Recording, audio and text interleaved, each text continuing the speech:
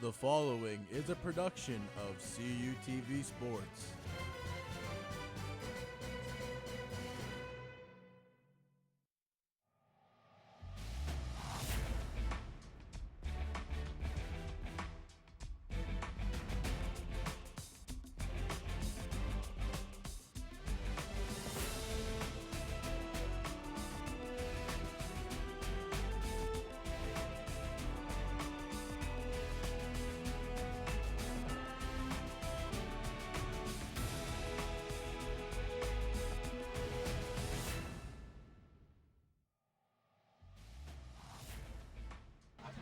And welcome to Redstone Field in the town of Republic, Pennsylvania, as the Brownsville Falcons look to take on the Mount Pleasant Vikings in a matchup of two different teams tonight.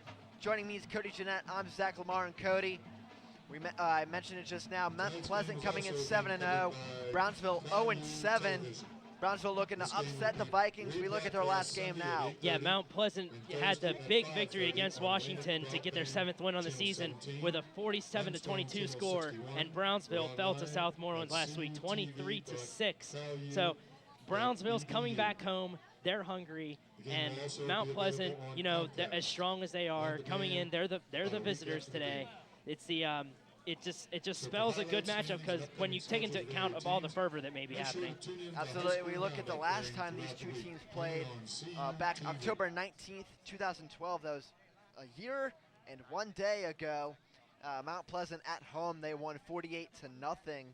And Mount Pleasant looking for the same result. Brownsville hoping to at least get on the scoreboard tonight. Yeah, and I have a feeling that they will here tonight, being in front of the home fans and everything. I'm the kind of guy that always has a knack for the team that has home field advantage. And now, Cody, we're going to look at the tail of the tape, brought to you by JD Waterproofing. Mount Pleasant really outplaying Brownsville in every category. The one, Brownsville, they've lost 16 in a row. That's 2 years of losing. So Brownsville itching for a win. I know Coach Von Braddock really wants the Falcons to return to their pride of the old style of play back in the early 90s, late 80s, when they were a very successful football team. Mount Pleasant averaging over 40 points on offense. They're going to be a very high-powered team to stop tonight. Yeah, they're really itching to get the win to stop the streak today. Every single game that happens, they want it even more, and that's what's really remarkable about it. You know, it's up to 16, but they don't want it to go any higher than that, as they did 1, 2, 5, 10 games ago. You know, they don't want any streak like that. So they're wanting to get it back on the right track. Absolutely. And when we come back, we'll have kickoff here on CUTV.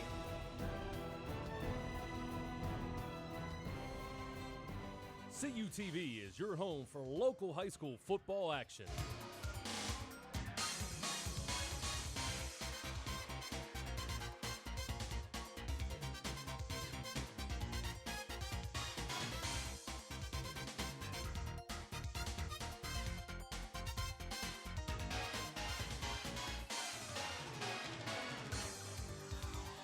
Sundays at 8:30, Thursdays at 5:30, only on CUTV.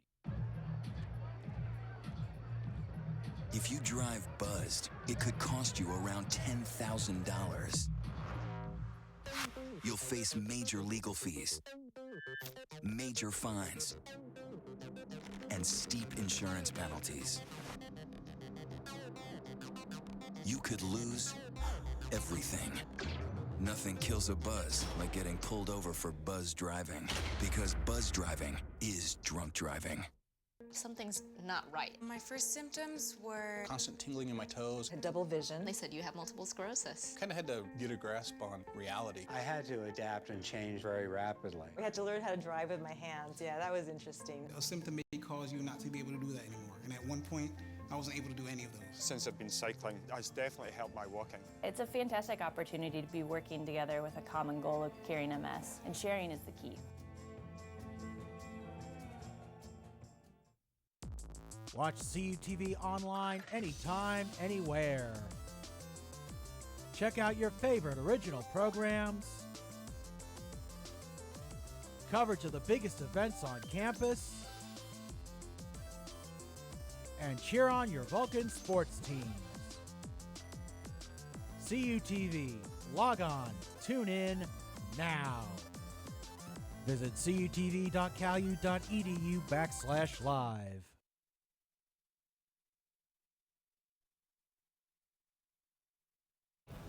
CUTV's High School Football Game of the Week is brought to you in part by First Niagara Bank.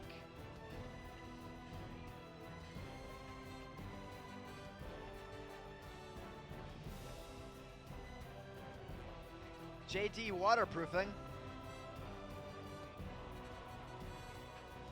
UPMC Health Plan. The Physical Therapy Institute. Lee Supply Company, as well as Trip Total Media. And Cody, we're back here at Redstone Field, home of the Brownsville Falcons. The captains for both teams are out there now at around midfield at the 50-yard line, getting the coin toss. We'll have to see in a moment who will receive. We're about to get the ref's call now. And I believe Mount Pleasant will receive. So the Vikings of Mount Pleasant will get the ball first, Cody. Brownsville, their defense is going to have to stop them early if they want a chance. Yeah, the team that scores first really makes an impact in any game, and Brownsville doesn't want that to happen. But Zach, it's been it's a good night for football, in my opinion. It's a kind of chilly night, but not too chilly, if you know what I mean. Absolutely, 52 degrees, 6-mile-an-hour winds, and usually we put 0% chance of rain. We have to put 1 tonight because you can never say never, Cody, when it comes to weather and rain. I like to say all weathermen lie, in my opinion, because I could walk outside, it'd be a sunny day, and all of a sudden it pours on me, and I will not be very happy. But nonetheless, the forecast, we have some nice skies. The sun is setting in the background. We have a couple stars look like they're about to start shining too. There's one up there. And kickoff is about to commence. Looks like number 11 for Brownsville will be kicking away, and that is Byron Myers. He is a junior, so he will be doing the kicking duties for Brownsville. And we'll have to see who the returner is for Mount Pleasant. Hard to make out his number from our vantage point where we are, Cody, but I'm sure when we look on our replay, we'll be able to tell who it is. Brownsville looking to send this one deep. Get this game started on a really good note. 12 fresh minutes are on the clock. Both of these teams are ready to go. It's Friday Night Lights time here in the Republic of Pennsylvania. And Myers' kick is away. It is taken at about the 17-yard line. Has some return room. Still room to work, and he is finally taken down around the 37-yard line. So a return of 20 right there. Look like number 25 for Mount Pleasant. That is Brett Fess. He's a junior running back / middle linebacker. Brett Fess looking to get some good blocks up the middle, and he did get a few of them, but then one of the Brownsville defenders was able to swap at one of his legs, and that was enough to trip him up, and the Vikings will set up shop from there. And the quarterback for Mount Pleasant is Ryan Gambita. He's a junior quarterback / safety, and he will keep it himself on the first play. He is at midfield, and he will look to go to distance. He's at the 20. He's at the 10, and he is taken down just short of the goal line, about the 4-yard line. A long run there, Cody. About a 49-yard run on the first play of the game from Gambita. Yeah, talk about making a first impression. Gambita going straight through the middle and finding all of the open real estate that he can to send the Vikings far down the field, as if it were still the kickoff return. You could easily mix the two plays together by how far and how fast he was able to run. Yeah, that might be the style of play we see tonight. Mount Pleasant, they come in averaging 40 points a game. They strike early. They could be well on their way to that again tonight. Gambita well under center, has a handoff, outside run play, and Mount Pleasant will get into the end zone. So it's an early 6-0 lead. That is Brett Fess. He returned the kickoff before, Cody, and puts Mount Pleasant on the board first tonight. Brett Fess once again on the run here. Got the kickoff return and got the touchdown run as well, giving the Vikings an early 6-0 lead pending the extra point. And the Mount Pleasant Vikings have struck first here tonight. A very quick score. 11:23 still left on the clock in the first quarter. That only took 37 seconds, Cody. 49 yards on one play as well. Now the kick is up, and it is good. So when we come back here on CUTV, Mount Pleasant looks to defend their first score. They are up 7-0 early on Brownsville.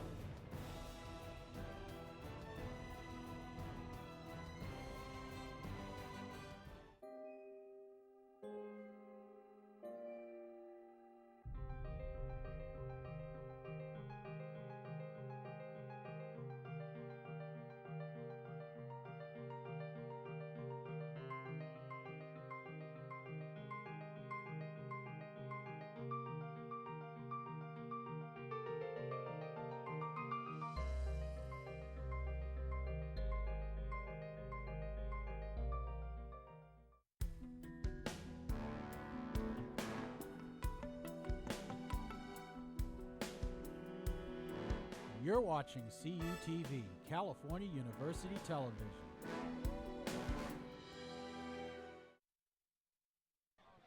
And we welcome you back to Redstone Field. Mount Pleasant with an early 7-0 lead. And the kicker for Mount Pleasant is number 16. But Cody, he's not listed on our roster. With this roster we got must be from training camp early in the season.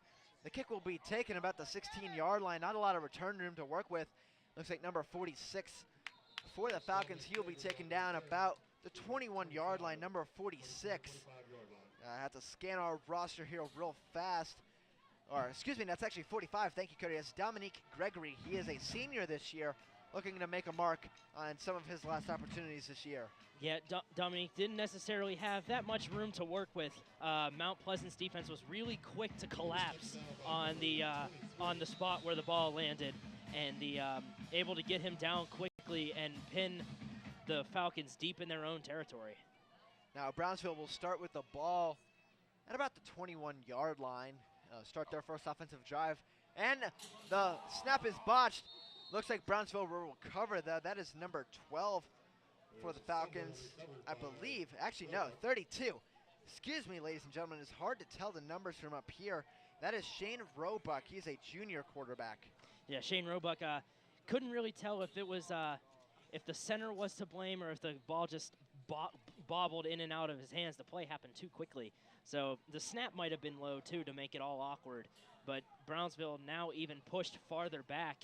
It's a second down and way long for the Falcons. It looks like second down, and they're going to spot the ball at about 11, so second and down and 20. Roebuck back to pass, completes it to number 5 for Brownsville out to about the 17-yard line. Number 5 is Marcellus Grooms. He is a sophomore wide receiver, and we look at the replay here, Cody. It was a good screen pass to get the Falcons a little bit of breathing room. It's a short gain, but still, it puts the pressure off of the Falcons just that much more, so they don't have necessarily their backs against the wall or their heels against the wall. They have a little bit of breathing room there now. Now it's going to be about third and about 14, Cody. So Brownsville's going to have to work really hard here if they want to get down the field, convert for a new set of downs. It's going to be a run play up the middle. There's a little bit of room, though, but he is met from behind at about the 24-yard line. That is number 11 for the Falcons. That is Byron Myers. He was the kicker and the first kickoff of the game. Now he is the running back for the Falcons. Yeah, and that's the able to find a hole and take advantage of what he could. But unfortunately, it wasn't enough for the Falcons, and they're forced to a 3-and-out on their first offensive drive of the game. They're not are they lining up for a punt, Zach?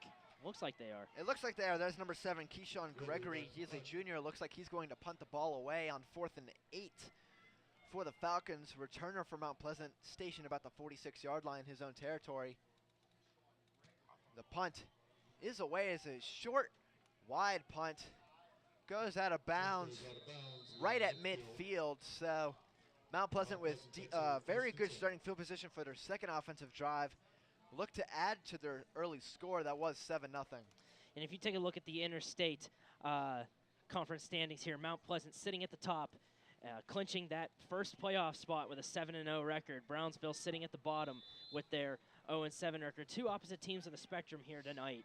So that's one thing that can really strive a team forward is like, how often do you get to say, if you're a team that might be slacking as much as Brownsville, that you took down one of the top teams in the conference? Absolutely, Cody. They're going to look to do that tonight. Gambita back to pass. Under some pressure. He is hit as he throws. Almost intercepted around the 17-yard line. Gambita took a big hit right there. And I'll look on the replay. And I'll tell you what, Zach, if the Brownsville defender gave the quarterback that extra split second, the receiver would have easily caught that and ran into the end zone for another touchdown. That was enough to change the play, just that much for it to tip in and out of the hands of the defender and miss his route by that much. And that was number 19, Devin Braddock. And funny note here, in our roster, it says that he's in grade 19. I'm sure that's a typo, but a funny little note there. But now number 7 from Mount Pleasant has the running room. He is going to take it all the way to the house on the ground again for the Vikings. Number 7, that is Tivler Mellers on the run. Gives Mount Pleasant a 2-possession score early on in the game. It is now 13-0 pending the extra point, and able to find some big running room on the outside. The ground game for the Vikings has been really, really great so far, putting a lot of points up on the board. Just 8:40 left to go in the first quarter and already 2 touchdowns. That says a lot about your offense. Now the extra point opportunity for the Vikings. It is up. And it is good. So Mount Pleasant strikes yet again their second offensive possession, makes it 14-0 on your First Niagara scoreboard. When we come back, we'll have more action on CUTV.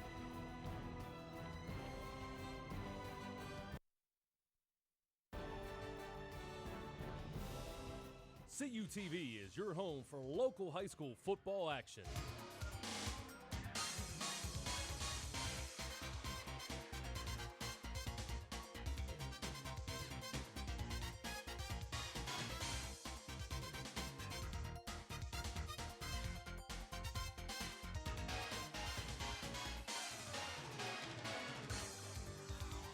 Sundays at 8:30, Thursdays at 5:30, only on CUTV. You're watching CUTV, California University Television.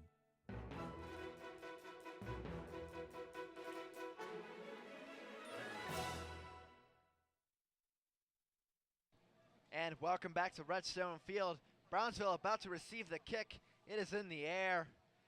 Taken about the 23-yard line. A little bit of return room out to around the 33. So a gain of 10. That was number 15 for the Falcons on the return.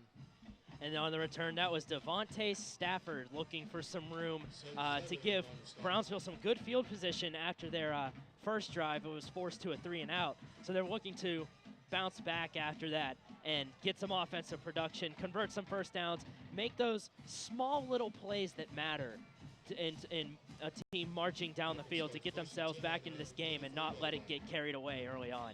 Yeah, they score here, Cody. They're right back into this one. Number 32, Shane Roebuck. Confused his number with number 12 earlier in the broadcast, and it's unusual to see quarterbacks with such high numbers. Usually you see them in the 1 to 19 range like they do in the NFL. Roebuck going with the 32 tonight as he is back. Low snap again. It is a run play this time. Taken down in the backfield. Maybe got back to the line of scrimmage for about a gain of nothing, maybe a half a yard loss. And on the run was number 11, Brian Fletcher, who after taking this another low snap, Zach, that seems to be a little bit of a problem here that Brownsville's having early on. With the low snaps, we saw one earlier in their previous drive go for the fumble and the loss way back in their own end. So that's the something they're probably going to have to work on and be careful with more so that the ball doesn't go back into the hands of the Vikings in a cheap way. Yeah, there's 4 receivers in this set, Cody. In the shotgun, trips right, lone receiver to the left. It's going to be a fake handoff. Roebuck's going to take it himself. He gets right back to the original line of scrimmage. So no gain yet again on that play. It's going to bring up about 3rd and 10 for the Falcons. They need to convert here if they don't want to punt the ball away and find themselves, if Mount Pleasant scores again, down 3 possessions or possibly even more. And there's 7 minutes and 30 seconds left to go in the first quarter. It's still very early on in this game. Plenty of football to be played left. 3.5 full quarters, mind you, and more. So Brownsville does have plenty of time to work with, and they're going to have to manage that time effectively.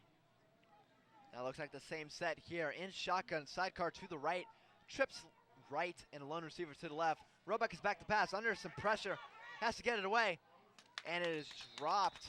Hard to tell who that receiver is. It looks like number 11, Brian Fletcher. So they'll bring up 4th down yet again for the Falcons, and they'll have to punt it away for their 2nd consecutive trip. Roebuck was under immense pressure there by one or two different Viking defenders. So Fletcher was probably his emergency dump pass to get the ball away and not be forced with a sack.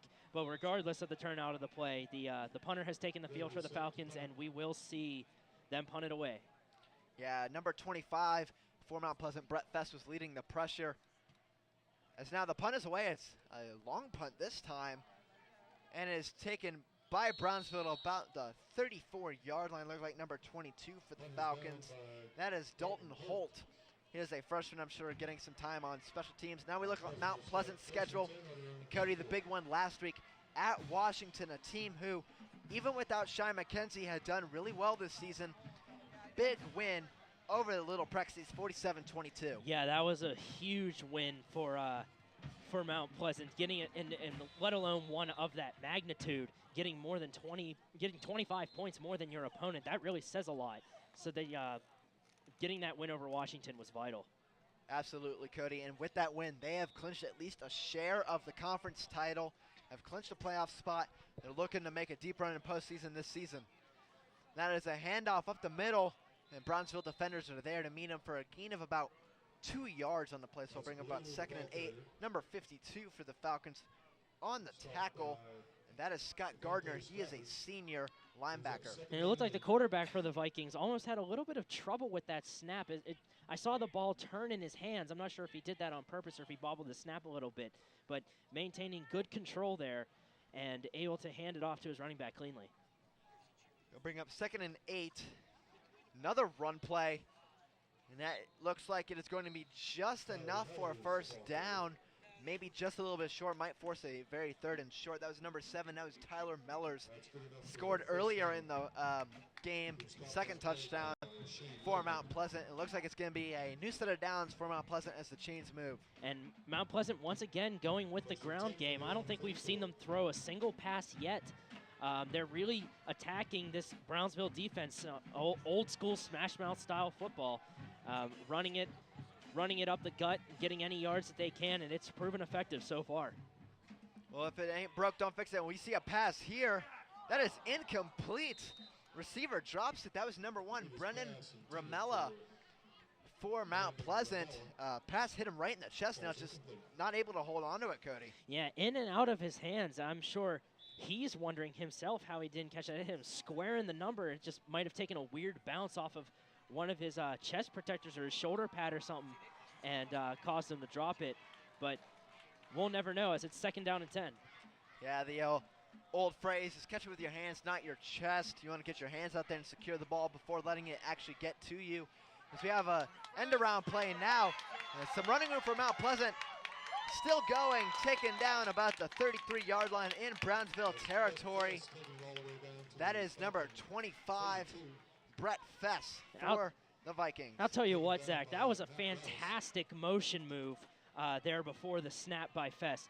It looked like he was going to be in motion and just switch sides, but then halfway through his motion, snapped the ball and took the handoff while he was running in stride. That was fantastic footwork there by Fess and the rest of the offense. Now another handoff. This is Tyler Mellors. He is on the outside. Still running, taken out about the 16-yard line. They'll actually mark him out about the 18-yard line, so won't give him as good field position, but Mount Pleasant, their running abilities so far tonight have been very extraneous against the Brownsville defense. Yeah, we have seen only one pass and it fell incomplete. So the running game has still proving to be effective, and it's working as they're threatening to score here once again. There's 5:25 left to go in the first. 14-0 in favor of Mount Pleasant already. And there's actually 2 passes in the game, Cody, on the 2nd offensive drive for Mount Pleasant. The ball was tipped and almost intercepted by Brownsville. It was incomplete, though. It's now Mount Pleasant on another run. Tackler not able to get him. He is taken down about the 15-yard line. That's number 22 for the Vikings. That is Joe Lochner. And Lochner had a little bit of room to work with, probably. able to avoid the horse collar tackle there. It was very fortunate that there wasn't a penalty called on the Falcons. But I think if he would have gotten more of his jersey, it would have been called. But very fortunate for him as he's able to get more yards out of it. They'll bring up 2nd and 7 from the 15-yard line. Mount Pleasant does not have to score on this one. They can also secure a new set of downs right around, I believe, the 8-yard line, Cody. So Mount Pleasant looking to get on the board yet again. Back to pass. This one is incomplete to number 7 for the Vikings. Or excuse me, it's actually number 17, Marcus Malera. He's a junior tight end. And that one will cause a movement of the chains, Cody. It looked like he caught it, Zach. Yeah, he did catch it. It's a catch, so he will move for the new set of downs. I guess you misheard me. I did say that it was a catch, so it'll be 1st and goal for the Vikings. Now it's going to be a run play. And the quarterback will keep it himself. That is Gambia. We saw him do that earlier. This time, getting nowhere as Shane Roebuck takes him down. Yeah, that was Brownsville's first solid defensive stand of the game so far, in my mind. The Vikings threatening to score, trying to run it up the middle and go up the gut, and Brownsville right there collapsing at the line of scrimmage and able to bring them down. And I'll bring up 2nd and goal now for the Vikings. There's a few-yard gain on the run play by Gambita. Brownsville, they're playing their goal line defense, stacking it up. And now we have a penalty flag. Look like we might see a false start here. Could also be encroachment. And we'll have to get the call from the referee momentarily, Cody. But Brownsville, they have to stop him here. 3:38 left as we get the call now. It's going to be encroachment against the Falcons, so that'll bring up 2nd and goal still. They'll put them about the 3-yard line, though, so Mount Pleasant even closer to scoring, which would put them up 20-0 with the conversion, the extra point, 21-0. That's a big lead still in the first quarter, too. Yeah, and Brownsville doesn't want that to happen. They still want to get the ball back and put some points on the board to get them back in this game. Gambita, as now we have another flag. This one is going to be a false start, so the penalty yardage from the offsides encroachment will go for not, as Mount Pleasant backs themselves up to about the 8-yard line again. Still 2nd and goal, though, with 3:20 left in the first quarter. 3:20 left, and the clock is still running, so we're seeing Mount Pleasant threatening to score here late in the first quarter, I beg your pardon, and get a 3-possession lead. Now a couple players in motion for the Vikings. They send a receiver out. That is number 44. Do not have him on our roster, though, ladies and gentlemen, so we apologize for not knowing who exactly that is. As the run play goes nowhere, that is Tyler Mellors taken down about the 6-yard line, so gain of 2. It'll bring up 3rd and goal. Brownsville making a stand here, Cody. Yeah, Brownsville's goal line defense so far is proving to be very, very effective, and that's the one thing that they're looking for. They're looking for any kind of spark right now, and if they can hold the Vikings to anything but a touchdown here, I think that's going to be a big spark for them coming out later in the game. Absolutely. A field goal, although it extends the Mount Pleasant lead, Brownsville's defense knows that we didn't let them in the end zone, as we have a pass now from the Vikings, and it is complete. So what we just said goes all for naught, as number 17, Marcus Malera, he's the tight end. We mentioned before on the drive, he caught the first pass, catches that one there for 6 points. Then it's 20-0 pending the extra point now for the Vikings. And on this pass, it looked like, at first it looked like to me that pass was going to have too much hang time and go soaring over the end zone, but it was able to drop in a perfect place for the receiver to catch it. And it puts 6 more on the board. Now we are going to get the extra point opportunity. 2:15 left. And the kick is up. And it is good. So 2:15 left in the first quarter. Mount Pleasant up 21-0 early on the Brownsville Falcons. They will receive the ball when we come back on CUTV.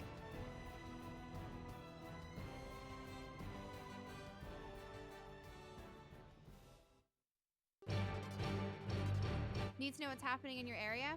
CUTV News Center brings you your best local news. Events on and around campus.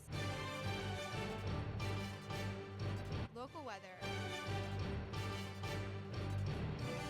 Falcon sports coverage.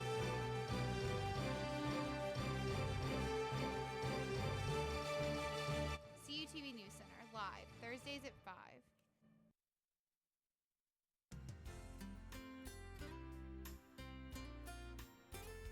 You are watching CUTV, California University Television.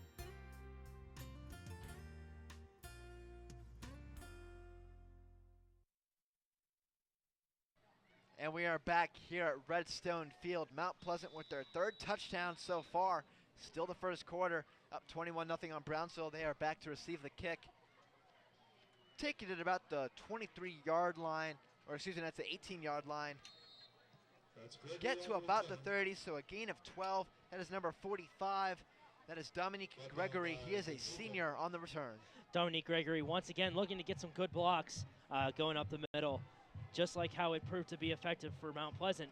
Brownsville got a little bit of a return out of that one, and they'll be setting up shop from the 29-yard line in their own end. And Zach, this is a big drive for the Falcons if they really want to get back into this game. If Mount Pleasant scores without them scoring first, I have a feeling they're going to run away with it. Absolutely, Cody. Crucial drive here. It's still early, but has to be for the Falcons as we have a pitch now. And there's some running room at the 35, still going. Brian Fletcher taken out about the 35-yard line, so a gain of 6 on that play. We'll bring up 2nd and 4. That has to be the longest positive gain for the Falcons all game long, Cody. Yeah, and I'll tell you what, Brian Fletcher did not want to go down. He wasn't letting anything stopping him. Just take a look at these juke moves and spin moves here, ladies and gentlemen, trying to evade all of these defenders. Spectacular footwork there, but eventually just too many defenders got to him, too many for him to handle, so they took him down. But as you said, Zach, this is a big gain for the Falcons. 2nd and 4 now after the gain of 6 for the Falcons. Roebuck back in shotgun still. Fletcher behind him. He is going to pass. It's going to be complete to number 5 for Brownsville. Taken out about the 38-yard line, number 5 for the Falcons. Trying to scan that is Marcellus Grooms. Marcellus Grooms on the reception, and that was a great reception by the Falcons, and that sets them up right at about the 38-yard line. It's 3rd down and short, it looks like. So they're faced with the 3rd down, but it's the shortest 3rd down that they're faced with, that they have faced so far in this game. And if they can convert that, it'll be their first down of the game. Yeah, it looks like it's going to be about a 3rd and 2, maybe even 1.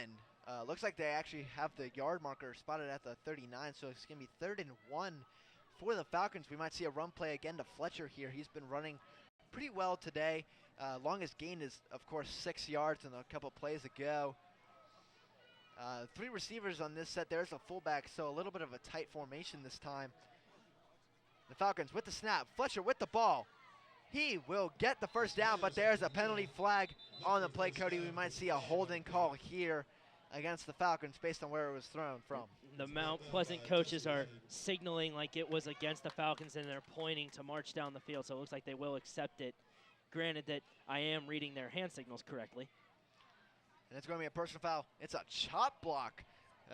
Not a call you see a lot in high school football, so a chop block called on the Falcons. That will back them up even farther, makes it from a 3rd and 1 to a very 3rd and long. Yeah, and a chop block is usually a call that you would see on a kickoff return, if anything. You know, it's very rare to see one on a normal play on a 1st, 2nd, 3rd, 4th down, what have you. So a little bit of a unique experience here.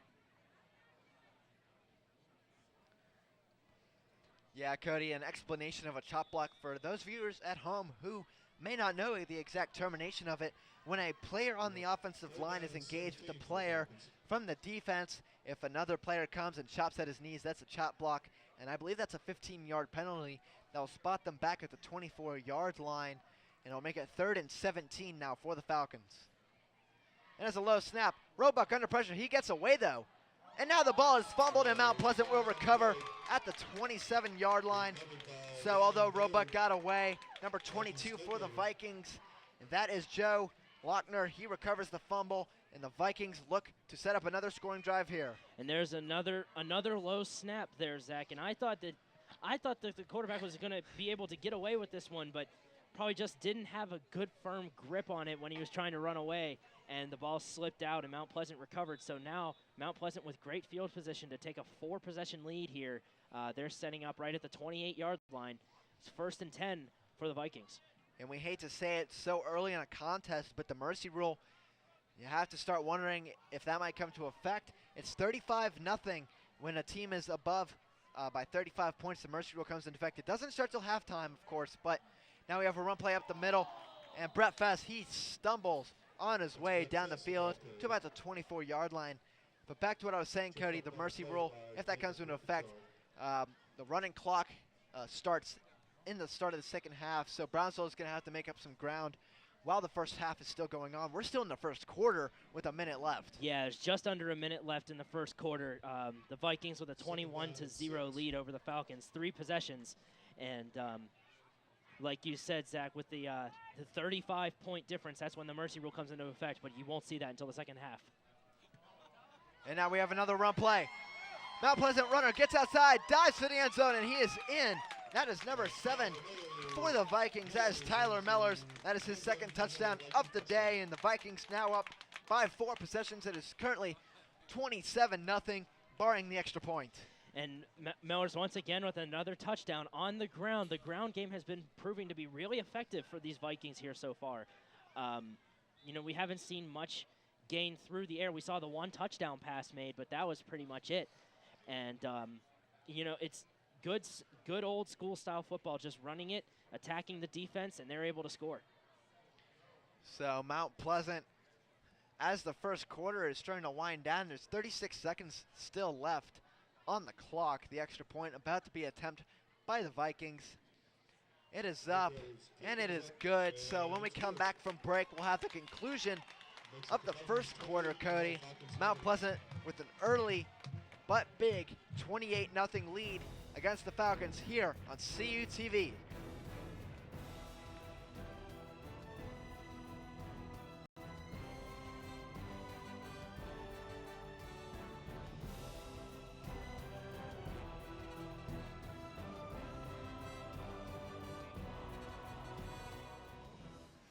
High School Roundup, bringing you the best coverage of high school football in Western Pennsylvania.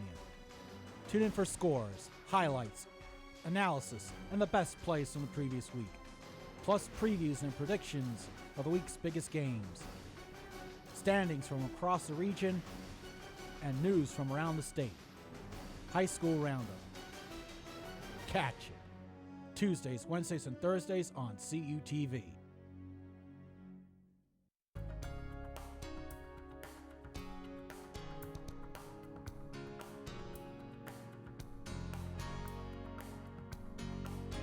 You're watching CUTV, California University Television.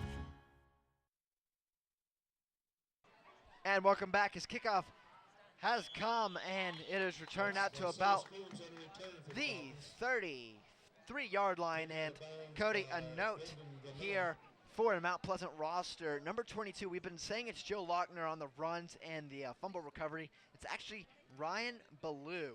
Number 22, he is a junior running back / defensive back. So I'd like to apologize to him and also the viewers. Get everything possible right that we can here on our broadcast. Yeah, and it's a little bit confusing because on the rosters that we were given, there's 2 number 22s. Say that 2-3 times fast. It's so it was a little bit of an issue for us. We didn't know which 22 to refer to, but luckily we've got that cleared up for you. Now we have a timeout on the field from the officials. A little bit of clarification now, but with 31 seconds left, the play about to resume. 1st and 10 for the Falcons. It is a handoff to Fletcher, and he will go nowhere. Taken down in the backfield for a loss of about 2.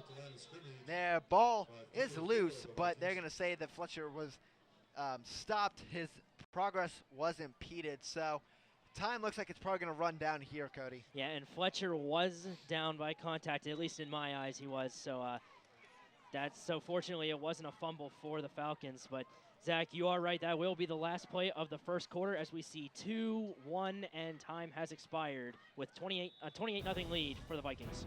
And when we come back, we'll have second quarter action here on CUTV's Football Game of the Week.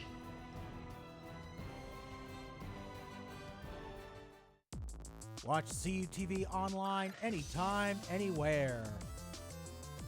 Check out your favorite original programs, coverage of the biggest events on campus, and cheer on your Vulcan sports teams. CUTV. Log on. Tune in now.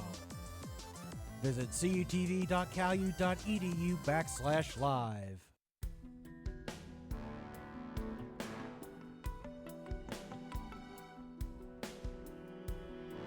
You're watching CUTV, California University Television.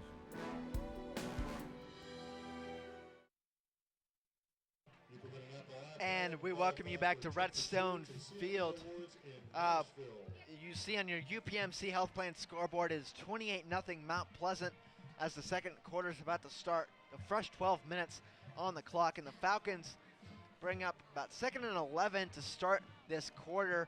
On their first play of this drive, they lost about 1 yard on a Fletcher run, Cody. So looking to start the offensive drive going here. Roebuck in shotgun. He's going to pass, and it is complete. Looks like number 5 again. That is Marcellus Grooms. All 3 of the passes from Roebuck tonight have been completed to Grooms. He has about maybe 25, 30 receiving yards total. Well, one thing is for sure, he was able to make it past the original line of scrimmage because as he was pushed out of bounds, we saw the marker go down. So getting a good amount of positive yards out of it going past the line of scrimmage as we see an official timeout here. Might be a little bit of a clock issue maybe. Not really sure, but the officials have stopped the clock, and now we will resume play. And that's going to bring up 3rd and I believe 8, Cody. So Brownsville faced with another long 3rd down tonight. They've had a few of those so far already. Haven't converted any of them. Looking to right now as Fletcher gets the handoff, looks to go up the middle. He will not. He will gain maybe 1 yard on the play, maybe half a yard. So that'll bring up 4th down for the Falcons. I'll tell you what, Zach, this defensive line by the Vikings has been truly stellar here so far in this first half. They haven't been allowing the running game of the Falcons to go anywhere, really collapsing on the pocket very well. And now it looks like Brownsville might be going for it, Cody. I'm sure they have the mentality, what do we have to lose here? We're already down by 4 scores. Why not try for it? Although we might just see a punt from Roebuck as well, but he's in very deep shotgun, 5 receivers set. And he will punt it away himself, so fools me, and the punt is away. The Mount Pleasant returner has some room on the outside. He keeps going midfield. He's at the 40. A few defenders to beat. He shakes out of a tackle at the 20. He has some running room. He takes it to the house. Cody, what an electrifying return. Breaking some defenders, going to the outside.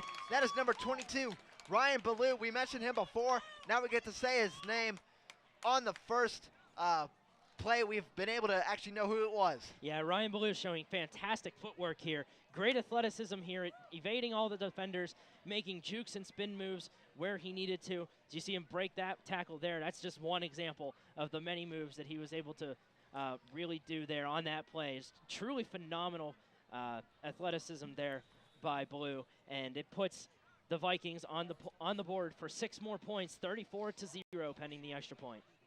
Yeah, that might be a play you see on High School Roundup next week as one of our top 3 or possibly even the best of the best.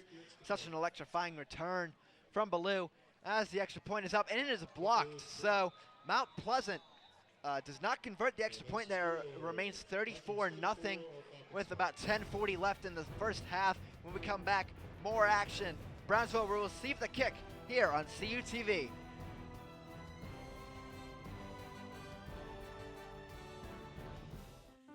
A boy born in Joplin, Missouri was fascinated by anything with wheels and a motor. The odds of him winning both the Daytona 500 and the Brickyard 400 in the same year, 1 in 195 million. The odds of the child being diagnosed with autism, 1 in 110. I'm Jamie McMurray, and my niece has autism. Learn more at autismspeaks.org/signs.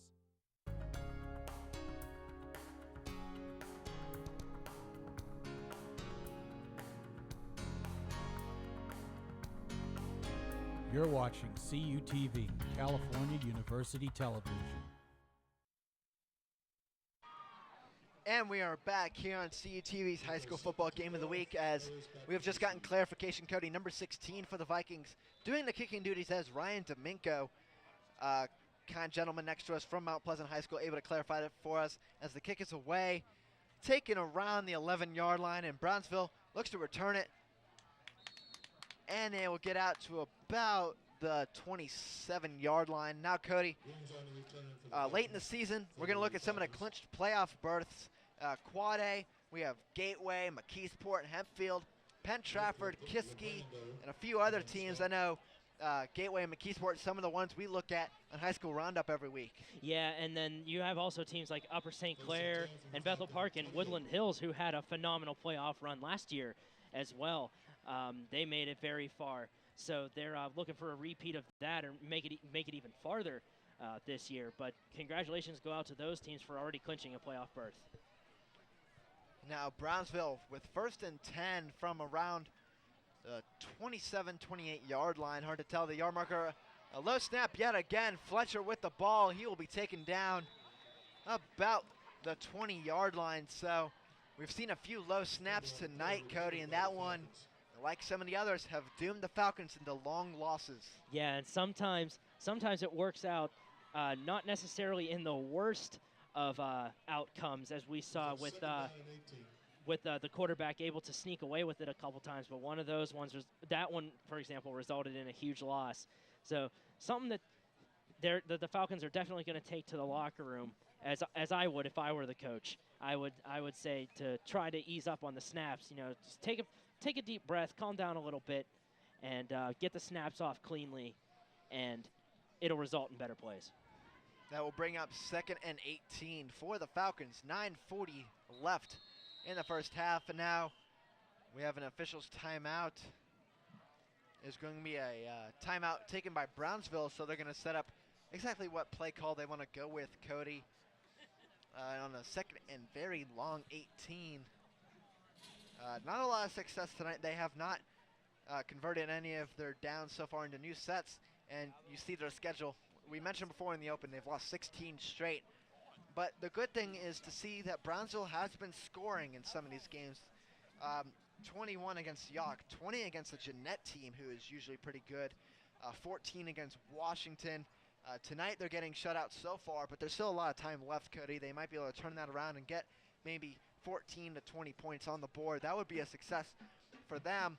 Also, if they could hold Mount Pleasant, that'd be really good too. Yeah, they're looking to step up on both sides of the ball here, put some points on the board and prevent Mount Pleasant from scoring. I don't think Mount Pleasant has punted yet so far. They've scored on every drive that they have had. Now it'll be 2nd and 18. The pass is incomplete. Marcellus Grooms was the intended receiver.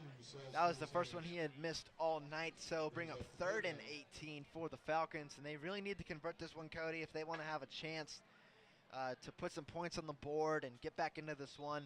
They're down by 5 possessions, really, because although it's 34-0, it's really 5 possession lead still. But Brownsville needs something to go right for them if they want to get back in this one. Yeah, and I lost my train of thought a little bit, but you're right, Zach. It's they're looking for any kind of spark that they can get in this game with 9:34 left to go in the first half, down by 34 points.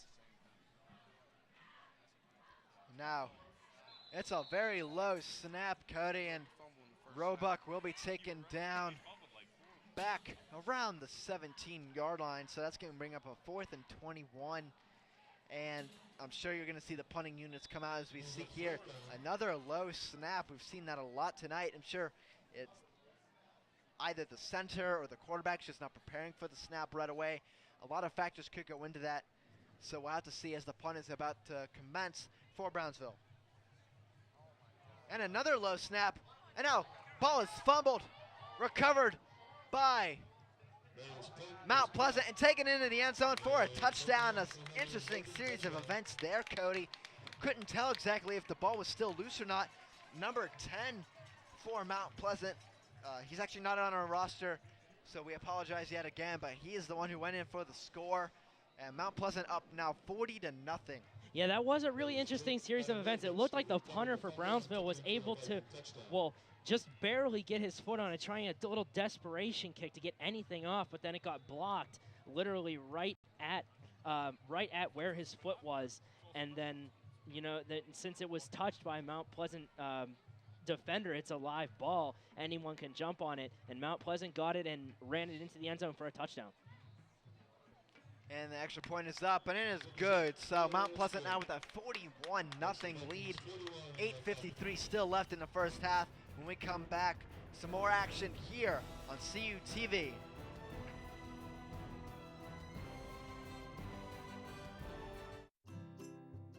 Think you found every hazard out here today? Think again. The spot you missed could be a killer. That spot on your skin could be skin cancer. If you're a man over 50, you're in a group most likely to develop skin cancer, including melanoma, the kind that kills one person every hour. That's why your best shot is to check for a spot. It's easy. Follow through and check your skin. Go to spotskincancer.org to find out how. A message from the American Academy of Dermatology.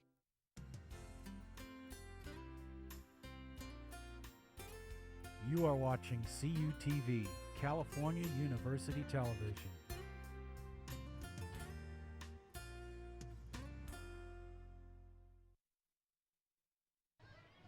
And we are back. And you read that scoreboard right, ladies and gentlemen, on your UPMC Health Plan scoreboard. 41-0 Mount Pleasant. Still a lot of time left in the first half. Marcellus Grooms to receive the kick, takes it about the 15. He goes to the outside, has a little bit of running room. He's steps out of bounds at the 34-yard line. Tried to keep going, but linesman marked him out of bounds, so not a big return there like the Falcons are probably hoping for, but they'll get good starting field position at the 34-yard line. And I'll tell you what, Zach, that was it's very unfortunate for Brownsville that he stepped out of bounds.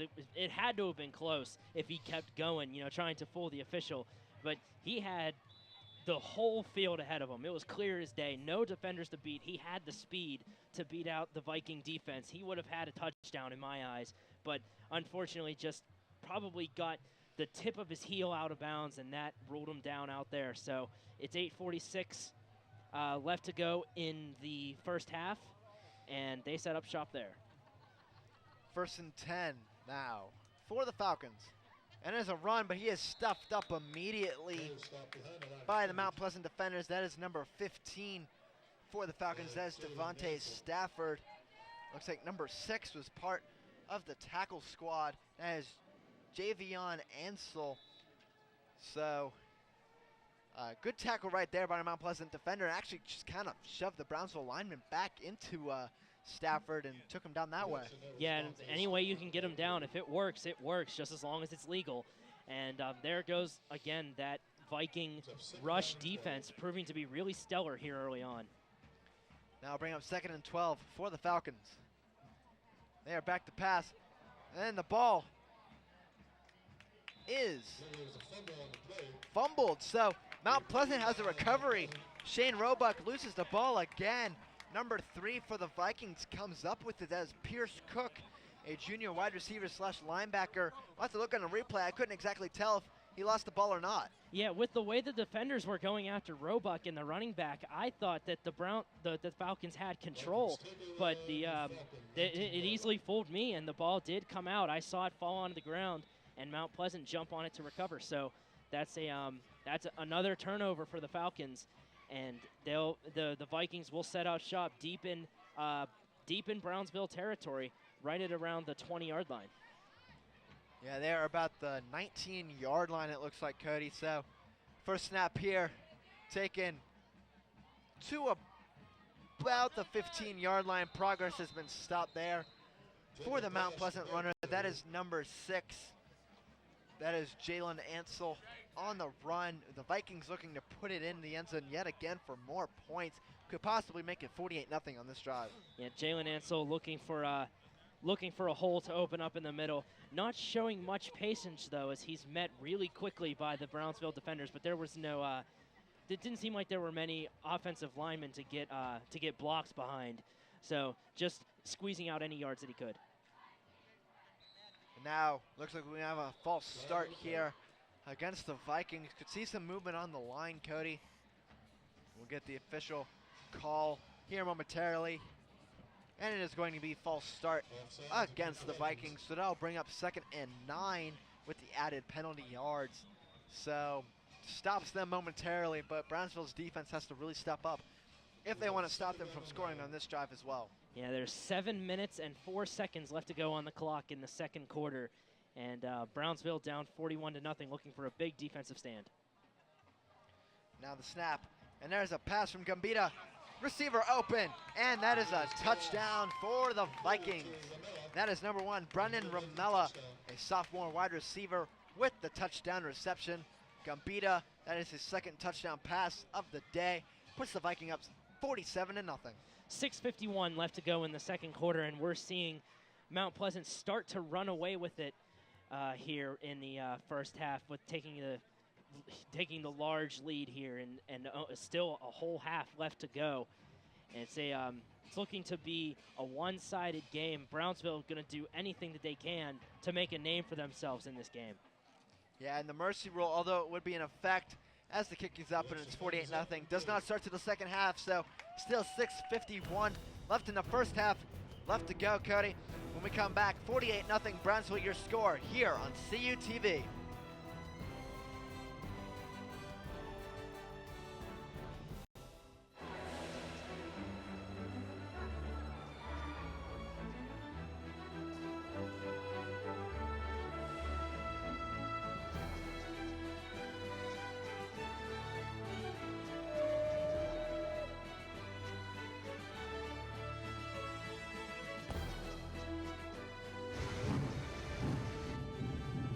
Explore new worlds.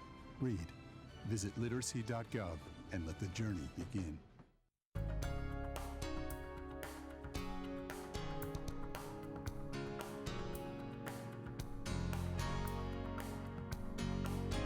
You're watching CUTV, California University Television. And we are back now. A 48-0 Mount Pleasant lead. Still 6:51 left in the first half, Cody. Brownsville, they're going to itch and claw their way, hopefully back into this one, as the kick is taken around the 30-yard line and the returner slips down about the 37, and the Falcons will start their drive there. We're going to look at some more of the AAA teams that have clinched a playoff berth in the WPIAL. Ringgold and Elizabeth Ford, they are highlighted. They are in our viewing area. Some of the other ones we like to see every now and then. West Mifflin, Thomas Jefferson is always a big powerhouse. West Allegheny, Central Valley, Moon, and Mars. Those are always fun names to say. Imagine if they ever played a game against each other, Cody.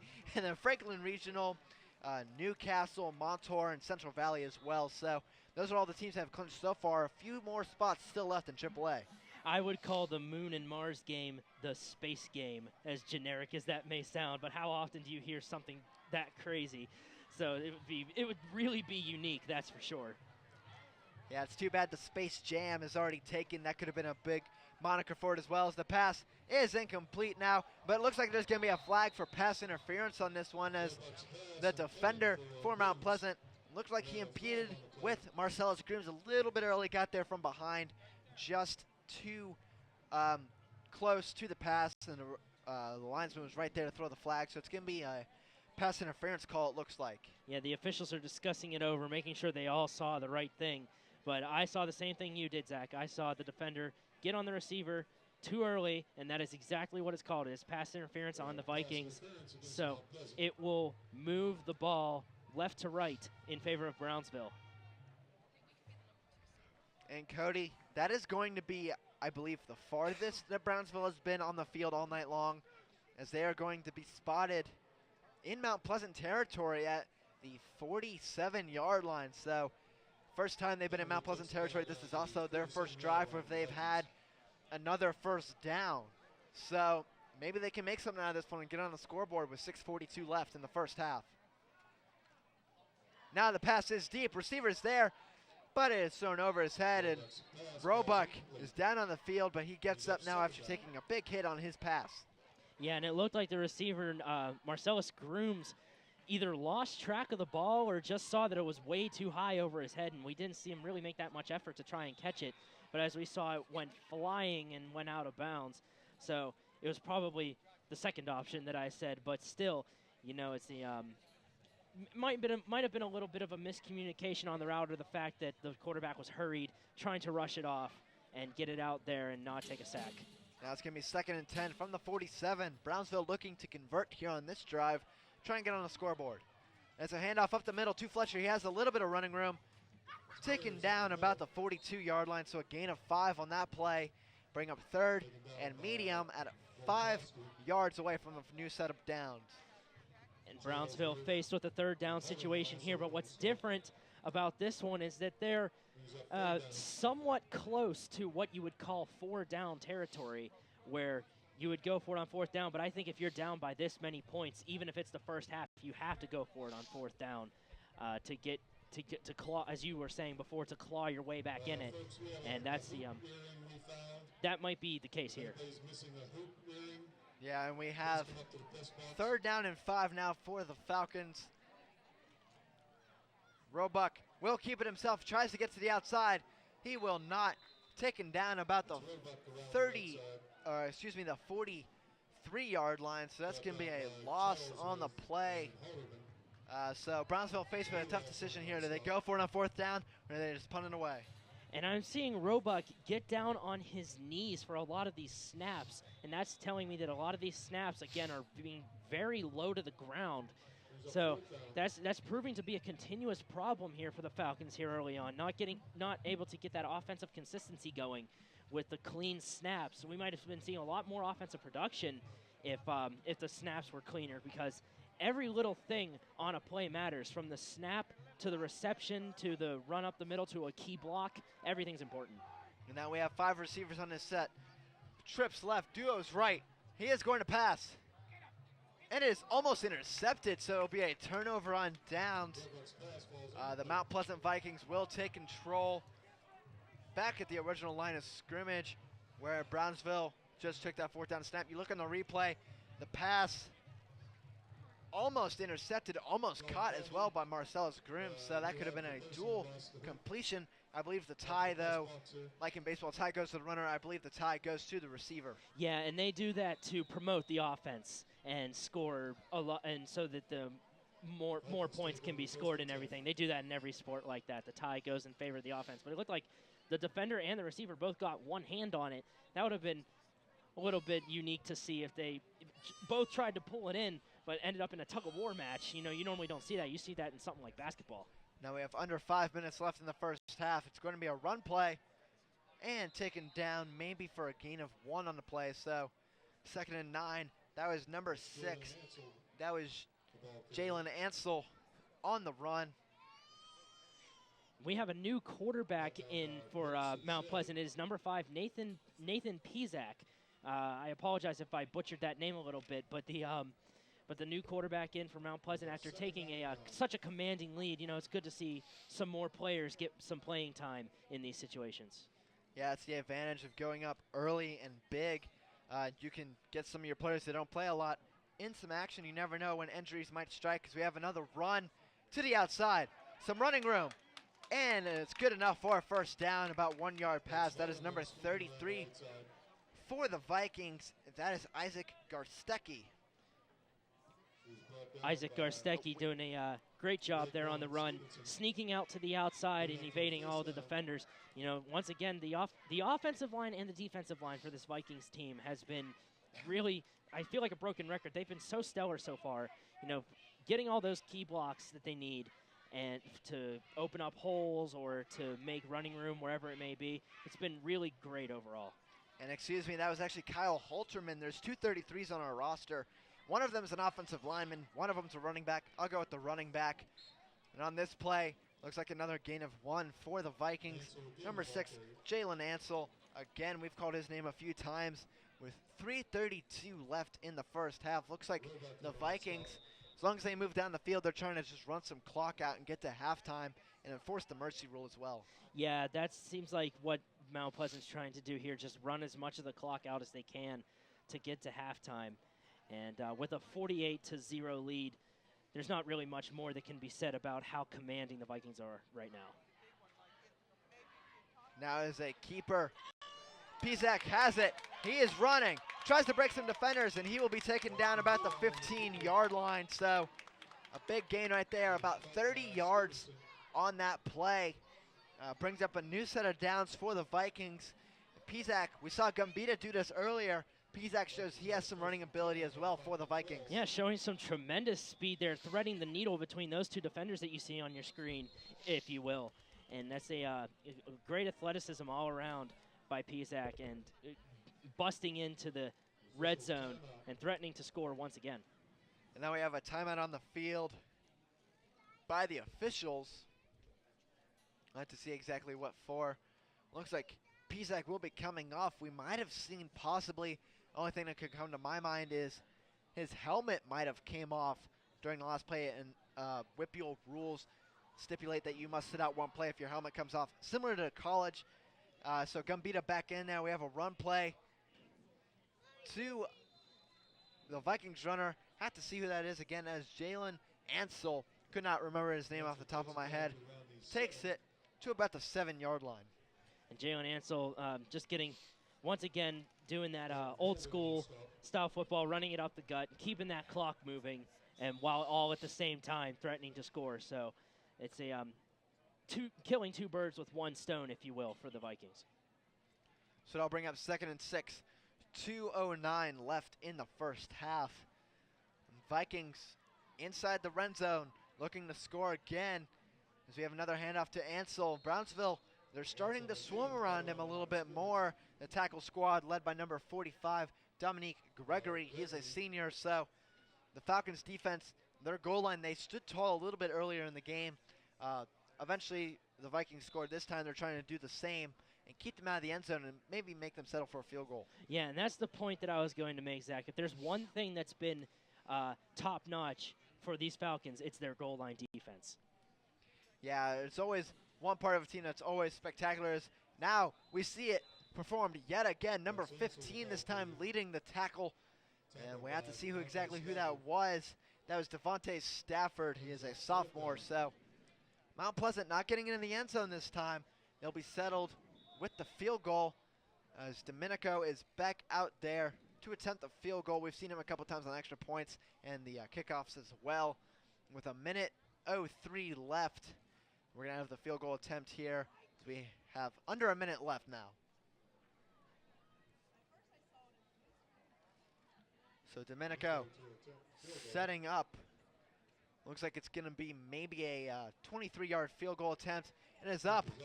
And it's no good. So Brownsville, their their goal line defense stands up, keeps Mount Pleasant off the board. And we're actually going to just stay here, ladies and gentlemen. So little time left on the clock, only 42 seconds. So we're not going to go to break with only so little time left. But Cody, we said it before, Brownsville's goal line defense has been really good tonight. And they show right there, if you make a team settle for a field goal, they might not always convert. And it worked for them there, as now we're going to look at some AA teams that have clinched playoff berths, Cody. Yeah, and then highlighted in gold is Mount Pleasant and Washington, who are in CUTV's coverage area. But a lot of those other top teams there, South Park is always dominant, making very large playoff runs. South Fayette and Quaker Valley, Shadyside and Katanning.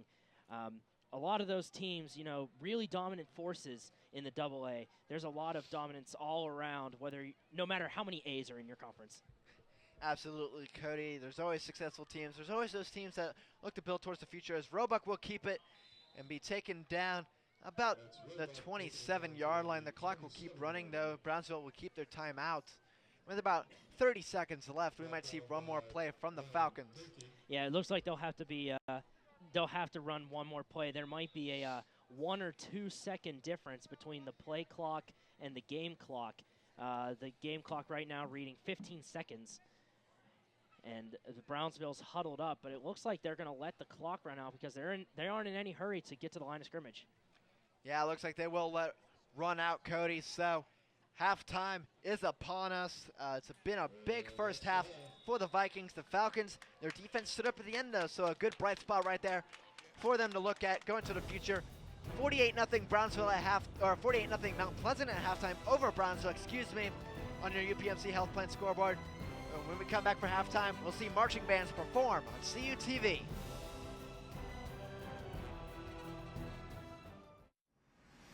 High School Roundup, bringing you the best coverage of high school football in Western Pennsylvania. Tune in for scores, highlights, analysis, and the best plays from the previous week, plus previews and predictions of the week's biggest games, standings from across the region, and news from around the state. High School Roundup. Catch it Tuesdays, Wednesdays, and Thursdays on CUTV.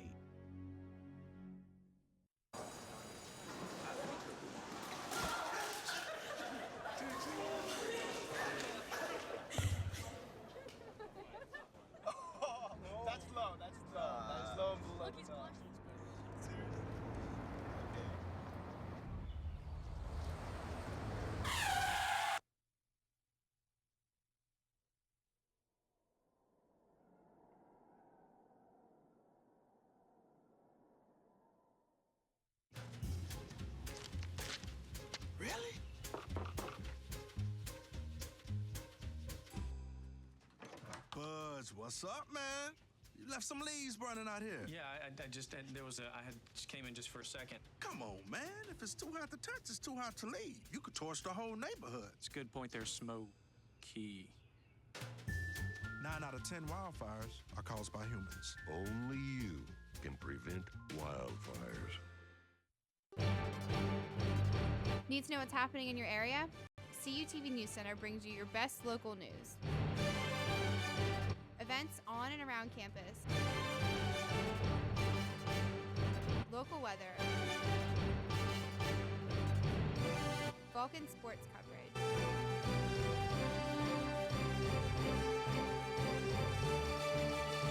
CUTV News Center, live, Thursdays at 5.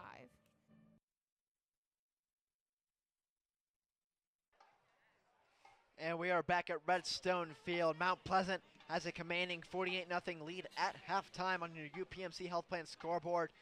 And now, a sight to see on CUTV's High School Football Game of the Week. We will have the Mount Pleasant Marching Band perform, and then afterwards, after they are completed, we'll have the Brownsville Marching Band perform, and then some action from the second half here on CUTV.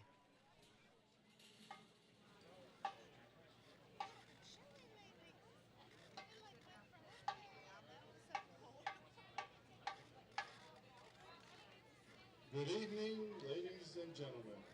We now present 2013-2014 edition of the Mount Pleasant Area Tower of Power Marching Band. This year's show is very jazz and swing inspired. We opened tonight's show with the Stevie Wonder hit Higher Ground.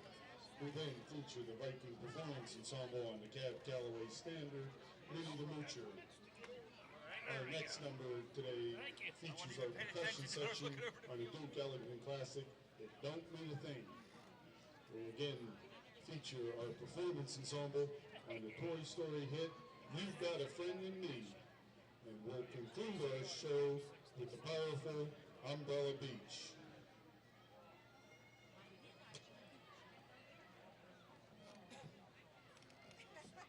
And now, the pride of the Mount Pleasant area, the Tower of Power, the Mount Pleasant area Viking Band!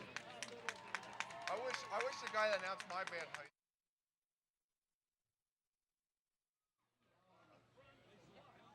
Oh, sorry.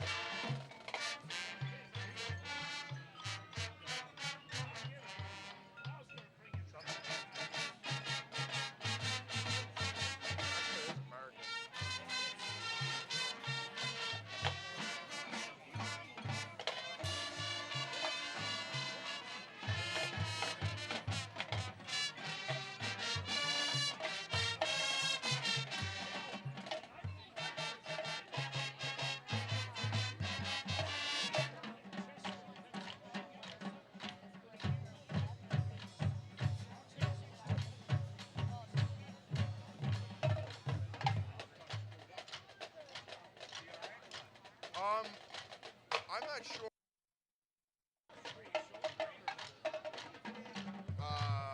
No.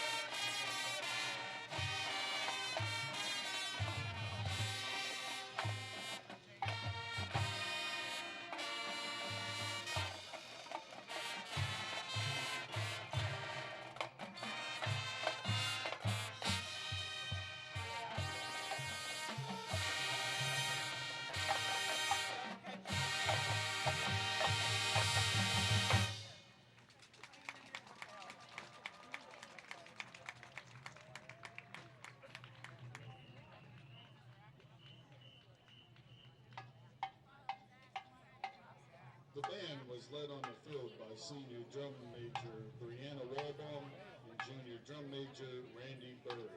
Drum captain is Carol Ann McCloy. The performance ensemble was led by Captain Carly Rimmel and assistant captain Tricera Halderman. The Tower of Power is under the direction of Frederick Collins and assistant director Thomas Murphy. Instructors include Jelly Koshar, percussion, David Brown, assistant percussion, Teresa Fernstone, performance ensemble, and Tiffany Trice Kohler, twirlers. Thank you.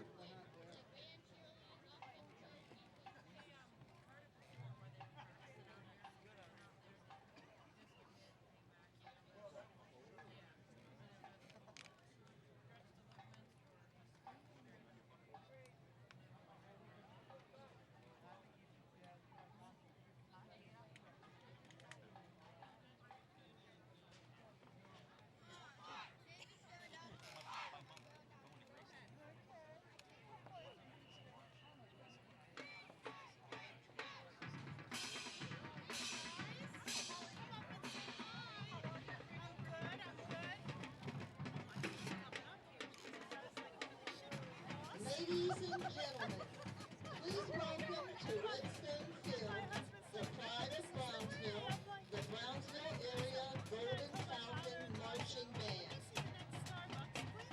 The drum major this year is Sabrina French. This year's show is Batman. Our first selection is the Batman movie theme.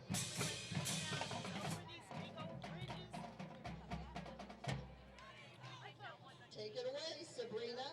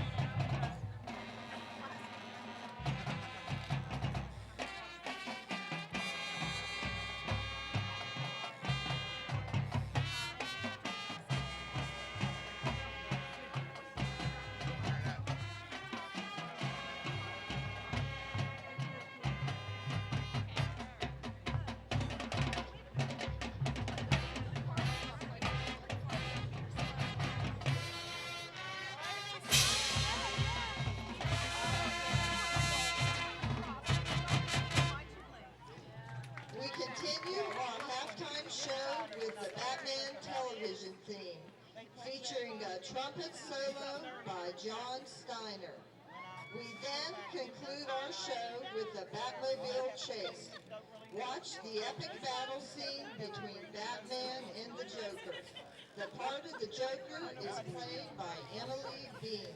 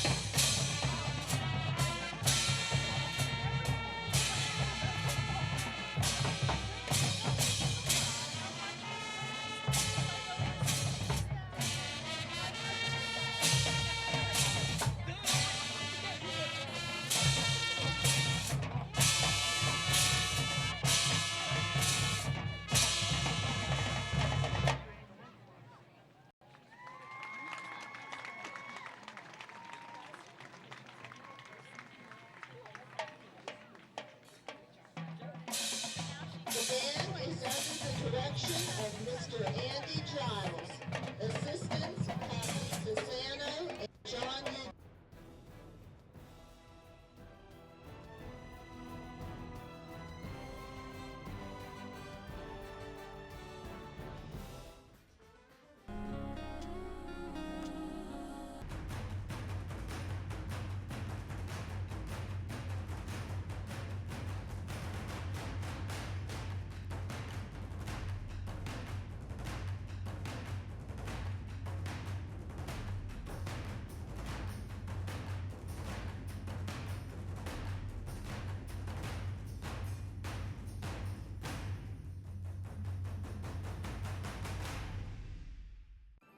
And now, another adventure with Savings Man. Look, honey, the neighbors just bought a big screen TV. Hey, I just got a bonus at work. Maybe we should get one too. Hold on there. Savings Man. Using your bonus to secure your future by paying down debt or saving is a better way to go. Well, I declare you're right, Savings Man. Stay ahead by choosing to save. And don't worry about keeping up with the Joneses. But their name is Johnson. For more tips and tools, visit choosetosave.org today. If you drive buzzed, it could cost you around $10,000. You'll face major legal fees, major fines, and steep insurance penalties. You could lose everything. Nothing kills a buzz like getting pulled over for buzz driving, because buzz driving is drunk driving. CUTV is your home for local high school football action.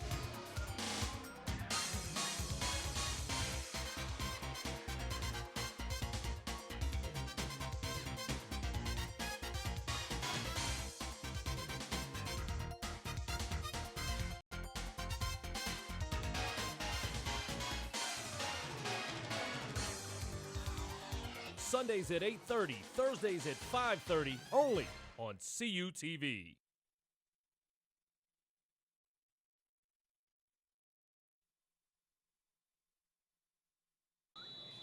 And we are back for second half action, brought to you, or your scoreboard is brought to you by the Physical Therapy Institute. Mount Pleasant has a 48-0 lead over the Brownsville Falcons here at Redstone Field. We're going to look at the Trip Total Media halftime stats, Cody. And those halftime stats, Zach, are very one-sided.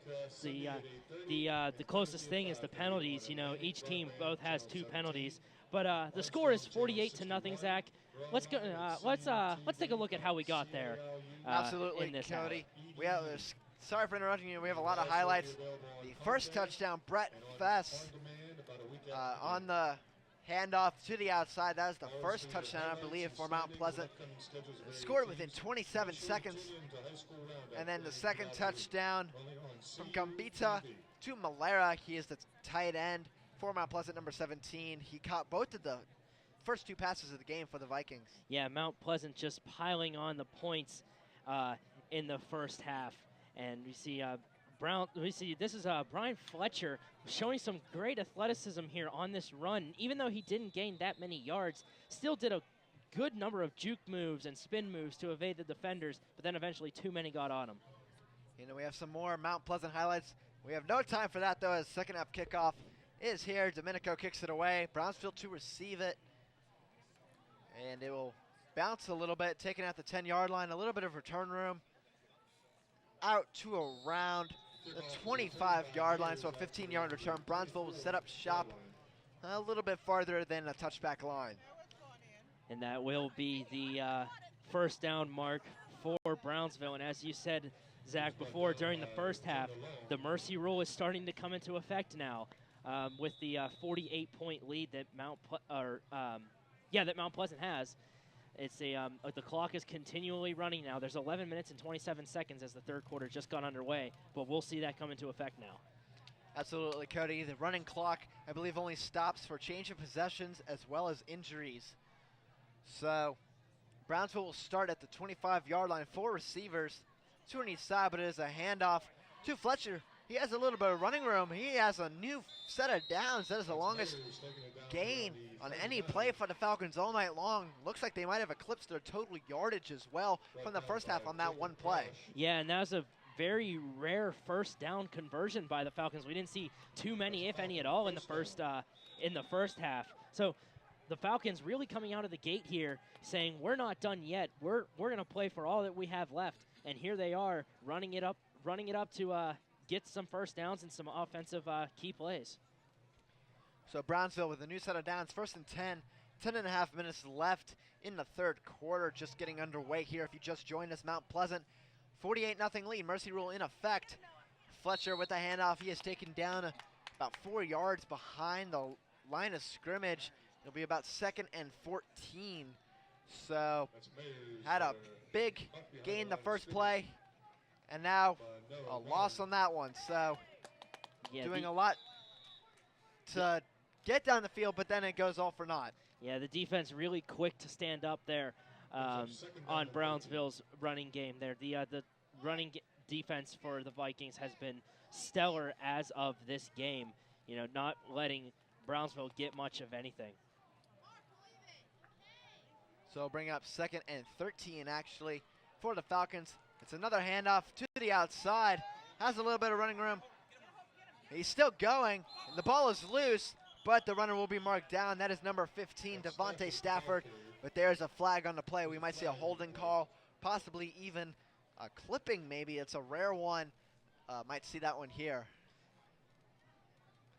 We have a hold against Brownsville, so I'm sure Mount Pleasant will elect to drive the Falcons back. We'll bring up about a second, maybe 23, depending on if it's a spot foul.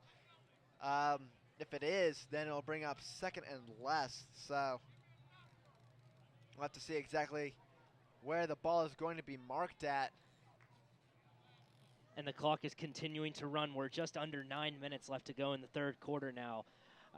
Brownsville having one of the best offensive possessions we have seen them have all game, regardless of how these penalties are starting to affect them. You know, we saw the kick return, and then we saw the big run by Fletcher up the far side to get one of their very rare first down conversions. So it remains 2nd and 13, Cody. So no further movement against the Falcons. Roebuck back to pass, has a receiver, Marcellus Grooms, and that is out of bounds. No room for Grooms to catch that one there. Another incomplete pass for Roebuck. Yeah, the field was just a tiny bit not wide enough for Grooms to make this catch. You could see him start to run his route, slant towards the out-of-bounds line, but it just ran right out of bounds and was still looking for the ball, though, so all of his attention on the ball and not where he was going. But that only makes sense. If you want to be able to catch the ball, you got to go to where it's going. That's what they teach you in a lot of sports. So so that was a good effort by the receiver there. Absolutely. We'll bring up 3rd and long for the Falcons. 7:38 left in the third quarter. Running clock, so it won't stop unless the Falcons or even the Vikings score again. So it's a pitch play now.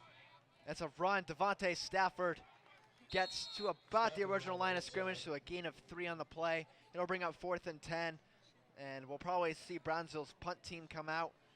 But I'm not exactly sure, Cody. We might see them go for it here. It's one of those. Either way can go situations. You can punt it away to show what the mercy rule really is about, or you can go for it and try to claw your way back in this game. But we're seeing the punt team come out now, so they will be giving the ball to the Vikings. And the punt is snap, and it barely gets away. It's a very short punt. It takes a bad bounce against Brownsville, too. They'll mark it at the 49-yard line in Mount Pleasant territory. So Mount Pleasant and the Vikings get very good starting field position to add to their 48-0 lead. And Cody, we've been going through a series of the clinched playoff berths. And now we're going to finally go to Single A. Fort Cherry, Clareton, Monessen, Beth Center, and Carmichael's, all ones in our viewing area. And a key note, Beth Center in a critical matchup against Avella tonight. Beth Center currently leading 28-21. So that's a good game to watch there for Beth Center. Just clinching that clinching that playoff spot. They're guaranteed now, but they're fighting for a top seed against Avella. Now we have player in motion. A fake handoff. As looks like we have a new quarterback in there as well. We'll have to check that in a second. It is a new set of downs. That is number 10. That is Jake Adamrovich. Number 14 on our roster, but over her in the PA, he's number 10, Jake Adamrovich. Yeah, the another new quarterback in for the Vikings. A lot of people getting some good playing time. I'm sure we've seen a lot of other substitutions that we haven't really noticed on both the offensive and defensive side of the ball. So it's good to see some playing time for the other guys. Now Adamrovich hands it off. Looks like it might be number 6. There is a penalty flag on the play, Cody. You see that fly in. Let's see exactly who that was on the run, and it was Jalen Ansel, so we'll have to get the call here, though. And it is a holding call against the Vikings, so it will push them back 10 more yards. Granted that the Falcons accepted, and they do. They're starting to march backwards. But if you take a look at the replay, you might be able to catch it on your screen. You know, there's a lot of contact there by the offensive line, and the Falcons able to draw the penalty, you know, getting themselves held and pushing them back 10 yards. And Cody, another updated score that we have, a big one for Single A, a team that has clinched a playoff berth, Monessen, going against Chartiers Houston, who's trying to get a playoff berth. Monessen currently leads 16-7. So now Adamrovich with another handoff, a little bit of running room on the outside. The runner keeps going, taken down at the 30. That is number 20 for the Mount Pleasant Vikings. That is actually Joe Lohner.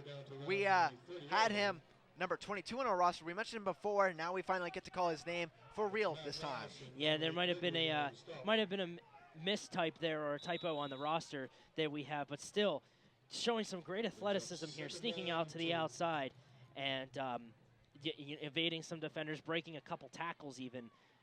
Great running offense here for the Vikings. Now it's another handoff. And this time outside, there's a flag on the play though. That one will go to the end zone, but I'm sure this one will be coming back. There was a penalty flag. Looks like it would have been for holding. And it is. So that was number 33, Kyle Halterman. So that one will be negated, and Mount Pleasant is kept off the scoreboard for now at least. Yeah, and Mount Pleasant here having quite a few penalty troubles here in this second half. It's something that we really didn't see in the first half. We saw that one pass interference penalty against them, maybe a couple offsides, false starts, but never really that many consecutive penalties in a row, let alone holds. So that's a little something new to see that we're seeing from the Vikings anyway. And Cody, a last score update for you. This one affects both these teams. Yawk is beating Greensburg Central Catholic 17-7. Now we have another handoff from Mount Pleasant. The runner keeps going with a defender on his back. We'll have to get exactly who that was in a second. That's 20. That is Matt Lochner. So he's getting a couple more calls here late in the game. We have 2 minutes and 38 seconds left in the third quarter.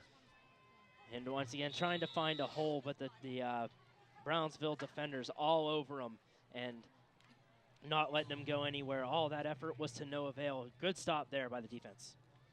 So Brownsville's defense faced with a 3rd and 5.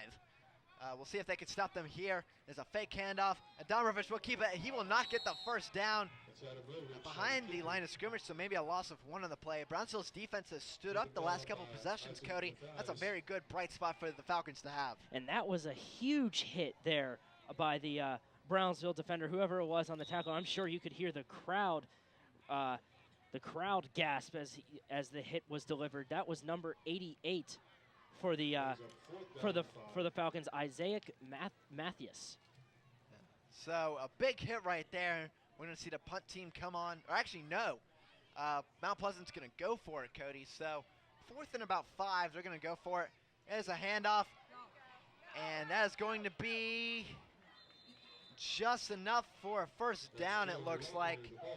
Based on the spot the refs are giving, the Vikings is going to be enough. Matt Lohner on the run. So the Vikings not forced off the field. We're going to get a new set of downs with 1:15 left. And a big fourth down conversion here for the Vikings.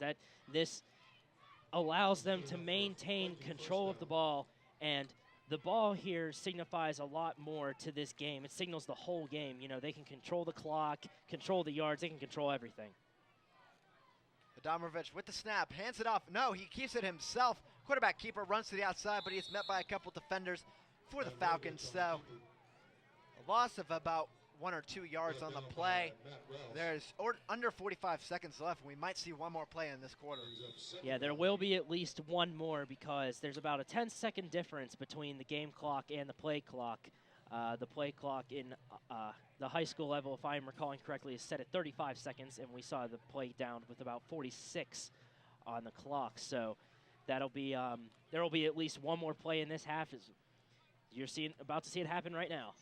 And something to note, Cody, I don't actually see a play clock on the field.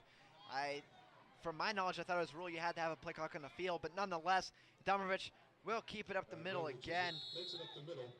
He will gain about maybe 2 or 3 yards, and that will be the end of the third quarter. But we are going to keep it here, Cody, because we have a tradition at CUTV.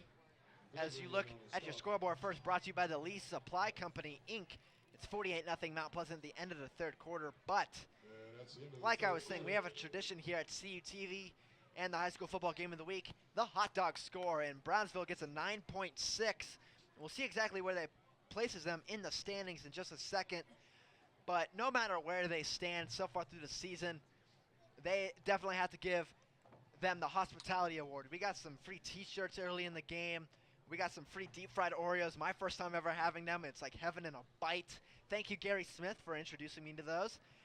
Got some free funnel cakes. The hot dog was good. The pepperoni rolls I heard were really good. So Brownsville had to get a big thank you tonight for their hospitality and their concession stands, as well as the band, their members as well, selling the deep fried Oreos. Yeah, and it really pushes it up there to the top of the list. You know, 9.6, really close to that 9.8 top score. It's that just goes to show. But it gets the People's Choice Award here with the crew here, I must say, with all the hospitality and everything that they're providing us. It's one of the best hospitalities we've ever had, to my knowledge, anyway. And it gets the award for that for sure. Absolutely, coming out and seeing that some of the schools embrace us, being able to film their games. It's always a good sight to see. And now we're going to be back to action. The fourth quarter is starting now. Handoff to Jalen Ansel. Carries a defender on his back and then finally stopped short of the first down marker. So that'll bring up, I believe, third down. It might be fourth down. It is fourth down. So it's going to be about 4th and 5. Once again, the Vikings forced with a fourth down here. And I'm expecting to see them go for it here. They're already deep into Brownsville territory, and you're up by 48 points, so you might as well. But it's anybody's guess right now as to what's going to happen. But Ansel really didn't want to go down on that last play, Zach, as we saw. He carried that defender on his back for a few yards. You know, he just pushed for any yards that he could. Absolutely. I'm sure a lot of these players want to keep fighting and give it their all, especially late in the game. Although it's a big score, still want to fight your hardest as we have another outside run. This time, the runner has some room to work with, and he will be into the end zone. That is number 33 for the Vikings. That is Kyle Holterman. I believe that is his second touchdown of the day, and the Vikings will take a commanding 54-0 lead. And with that, the clock stops at 10 minutes and 48 seconds. So if there is a score, the clock does stop, even with the mercy rule. So we are seeing the Vikings now take the 54-0 lead pending the extra point, as you said, Zach. And it's just been all around a great offensive, productive day for these Vikings. Absolutely, Cody. And Brownsville's defense, though, has been starting to step up as the game goes on. They've had a little trouble covering the outside runs, but they're still doing a good job. We have to give them credit there. As the extra point is up and it is good. So when we come back for more fourth quarter action, 10:48 left. It's 55-0 Mount Pleasant.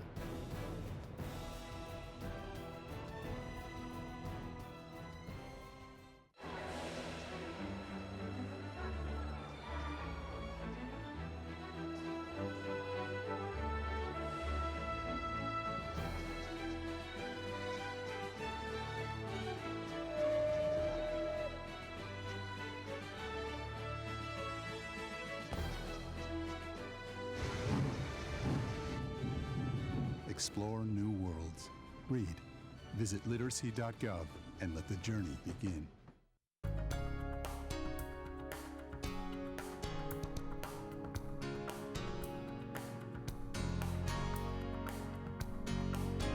You're watching CUTV, California University Television. And we are back at Redstone Field, 55-0 on your Lee Supply Company scoreboard on CUTV's High School Football Game of the Week. We only have one left, Cody. I'm sure we'll get to that later in the broadcast. But Brownsville about to receive the kick, 10:48 left. And action is underway again. Kick taken about the 18-yard line, returned all the way out to about the 42, so a big 24-yard return right there. Yeah, it was a big return by the Falcon return man, and we're seeing them set up with some pretty good field position. On the return was Dominique Gregory for the Falcons, and possibly one of the best field positions we've seen them have all game. Even though they're not necessarily in opposing territory, they really haven't gotten far out of their own end that many times. Absolutely, Cody. The farthest they've ever been on the field tonight was around the 40-yard line, maybe, of Mount Pleasant on their side of the field. So good to see, as Brownsville is actually going to take a timeout right now, but good to see the Falcons get some good field position as there's exactly 10 minutes left for the game. Brownsville going to take a timeout, so the clock will stop. So, Cody, as I alluded to before, we have one broadcast left. We're going to look at upcoming telecasts next week. High school football, Altoona at Connellsville. That will round out our high school football game of the week schedule. Then Vulcan football versus Gannon. A big matchup there. Gannon losing to Mercyhurst last night, so evens things up in PSAC West. Then we have football at Slippery Rock, and then volleyball in Hamer Hall. I've never actually been able to say that I've been in the gymnasium at Hamer Hall. They will take on Seton Hill, so a lot of action coming up on CUTV and its sports coverage. Hamer Hall is where the Vulcans used to play all of their home basketball and volleyball games before the Convocation Center was built, so it'll be a good blast from the past. Now we have another botched snap here. Roebuck tries to take it at the middle. He will get nowhere. Maybe the original line of scrimmage a little bit less. It'll still be second and about 10 for the Falcons. Yeah, and these snaps are, it looked like Roebuck there was a little bit responsible for that one, bobbling it a little bit. It looked like it would have been a decent height for him to receive it. But still, these snaps have been a constant issue for these Falcons. All game long, we've seen bobbled snaps that result in big losses or maybe a couple turnovers. Second and 10 now for the Falcons, trying to find their way in the board. They don't want to get shut out tonight. As a handoff to the outside, Brian Fletcher has it. Still works his way outside. He's at midfield and takes it out about the 47-yard line. So a big gain right there. It's a new set of downs for the Falcons as well, as I believe that's their second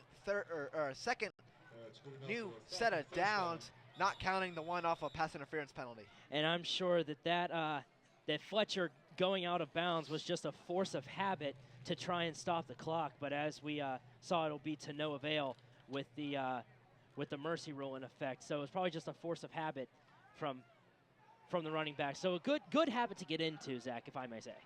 Absolutely, you'd like to see that, but since the clock will keep going, it's all for naught as Fletcher yet again runs to the outside. He has another big gain, keeps on going, breaks the defenders. He's going to find his way into the end zone. Brownsville is on the board, Cody.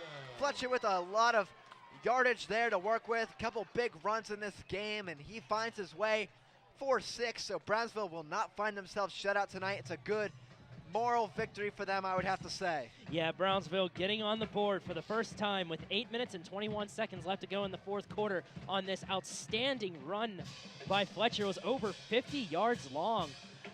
Sneaking out to the outside, evading all of the defenders that he could. It looked like two Viking defenders actually collided with each other. So that provided a good window for Fletcher to take advantage of. And he took all of the yards that he could, and it led him to the end zone for the touchdown.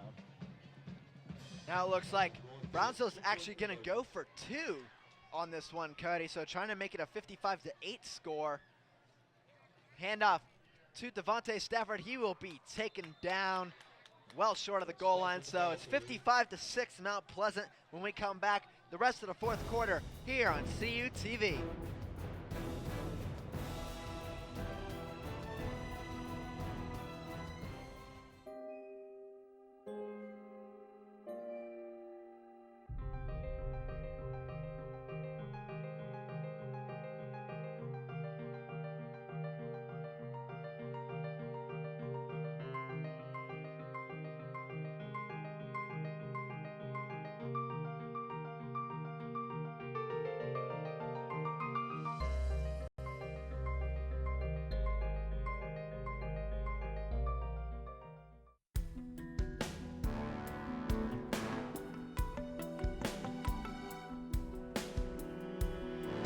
You're watching CUTV, California University Television.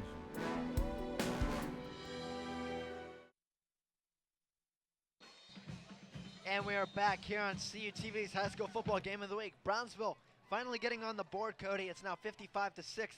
Mount Pleasant with 8:21 left in the fourth quarter. Yeah, and it's a first score for Brownsville. It was a touchdown, and they went for a 2-point conversion if you're just joining us. But it unfortunately failed. And we're going to take a look at that replay, Zach, of that touchdown run. It was a phenomenal run. It was about a 53 or 54-yard run by Fletcher, the running back. And as we saw, those two Viking defenders collide with each other. And that's what I think really was the key here for Fletcher to go and capitalize on that score, taking advantage of any opportunity that was present to him. Great athletic work there by Fletcher. Now Byron Myers is going to be kicking the ball away. And a little bit of a false start. No penalty on that one, but Myers now is ready. And the kick is away. So Mount Pleasant takes it about the 15-yard line. Has some room to run it up the field. Upended about the 34. So a 19-yard return sets up shop for Mount Pleasant. 8 minutes and 10 seconds left to go in this fourth quarter of the game. And Mount Pleasant still with the commanding lead. But we saw a lot of plays here today, Zach, that could end up on our high school roundup best plays of the week. And if you join in to see that, you'll see highlights and scores and standings and us. A lot more on high school roundup. Been around since 1999 here on CUTV. Great program if you're staying up to date with the high school playoff picture. First down play for Mount Pleasant is a handoff. Ooh, and a big collision at the end. There's a flag on the play. The hit came from number 88 for the Falcons, Isaac Mathias. Let's see what the penalty is. But, Cody, going back to high school roundup for a second, it's good to know, as we get the penalty call, it's a holding against Mount Pleasant.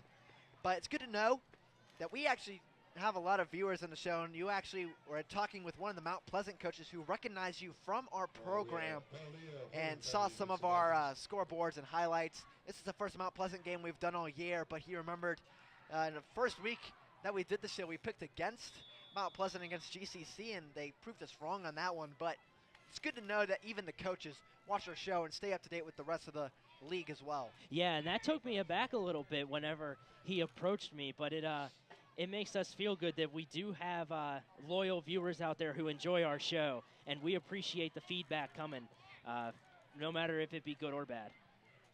Now, another first down play. It's 1st and 15. This one will make it right about the original line of scrimmage, maybe a yard farther. So gain of 6. It'll bring up 2nd and 9 for the Vikings. As the clock continues to run, it's now at 6:39.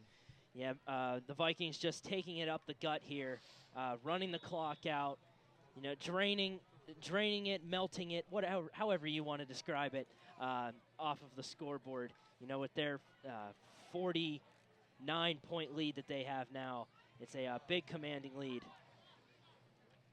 2nd and 9 for the Vikings. 6:15 left. As now is a fake end around, but the tackle is made. Devontae Stafford. We've called his name a lot tonight, Cody. He has been standing out for the Falcons. It is going to be a loss of about 4 yards, maybe 5 on the play, so it'll bring up 3rd and about 13.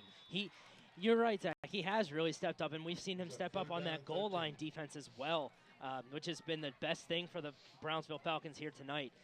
Holding the Vikings to a missed field goal attempt at that one point in time before the first half ended.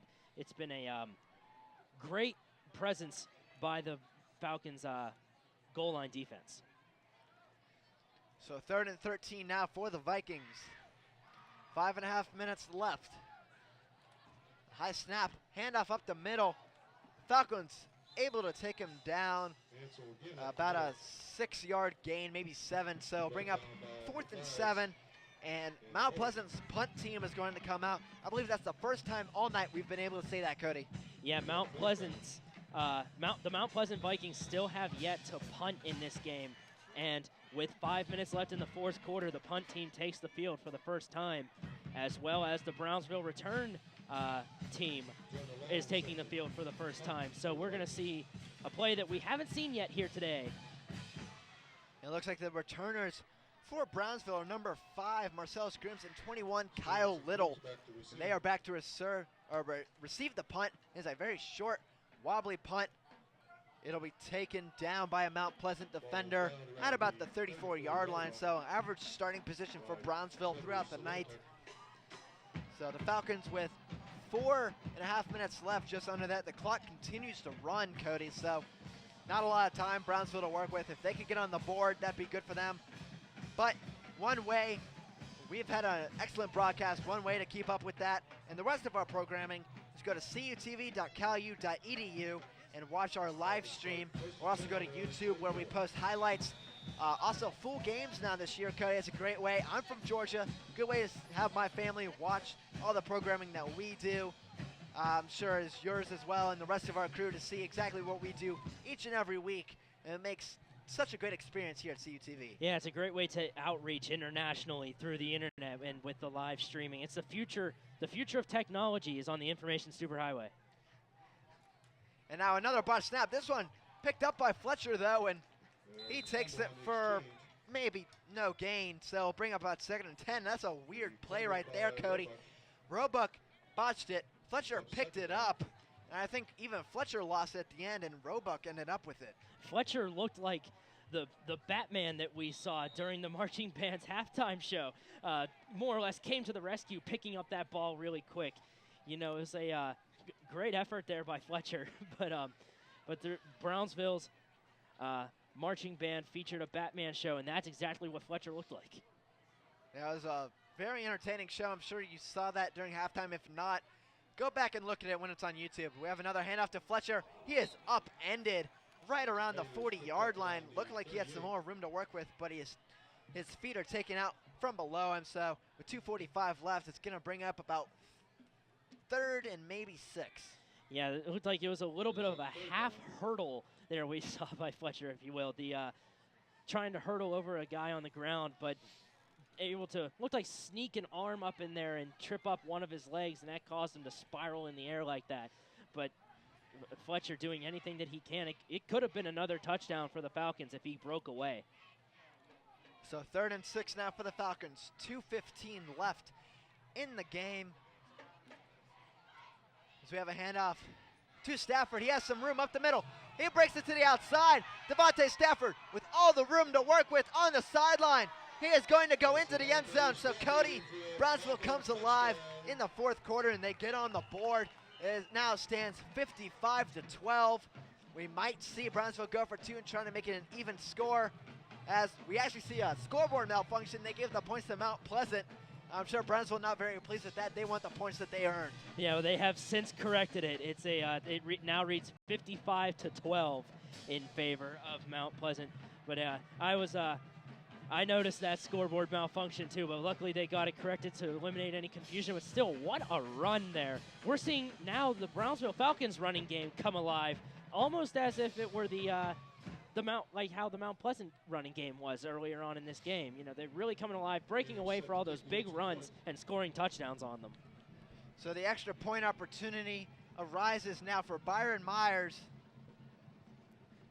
as the extra point is up. And it is good. So 55-13 now. Brownsville getting on the board. And when we come back, we'll have the final 2 minutes of action here at Redstone Field.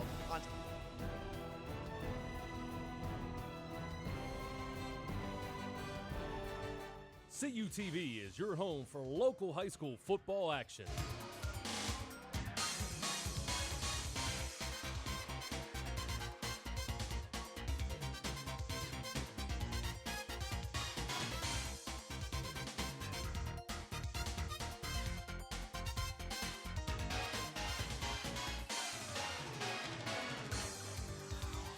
Sundays at 8:30, Thursdays at 5:30, only on CUTV. You're watching CUTV, California University Television.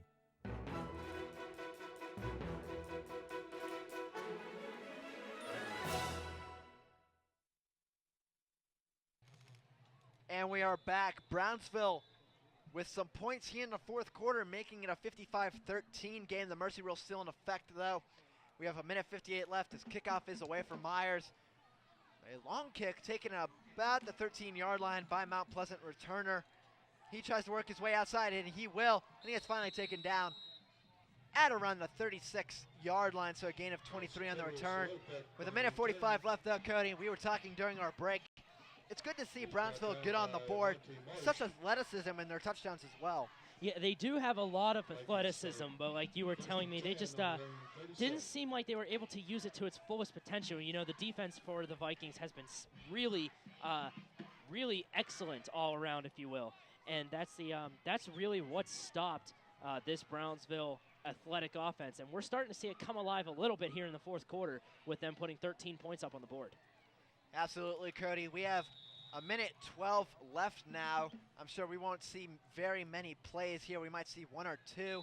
We actually will see a knee being taken. So this game is about to reach its close, as it's been a very interesting contest. Mount Pleasant leading 48-0 at halftime, coming out scoring again during the second half.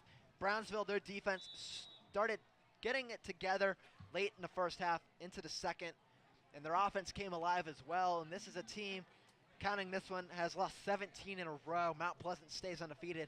They aren't that far away, I don't think, defensively, for being a team that could possibly compete and win some games. No, you're correct, Zach. And it's the like you said, you were talking to seeing how they wanted to get that rebirth, if you will, to get back into the competitive nature that they had a few years ago. They're on the verge of that. They just got to get this losing streak off of their minds, and I feel a couple more wins will be very healthy for them. Absolutely. That is all for us here on CUTV's Football Game of the Week. For the rest of the crew, Cody Jeanette, I'm Zach Lamar. Thank you for joining us. Mount Pleasant with the victory, 55-13.